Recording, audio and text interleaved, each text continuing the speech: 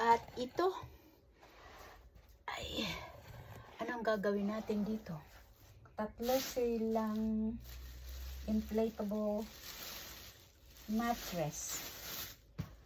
Ito, ano siya? Sleeping bag. Ito, warm weather sleeping bag. Hindi ito sa malamig.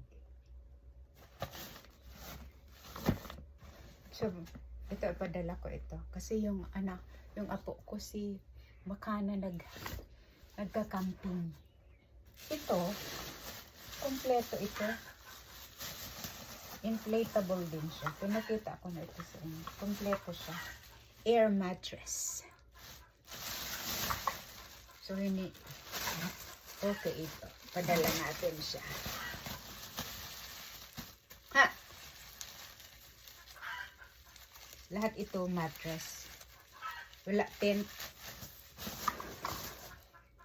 Ito, kompleto siya.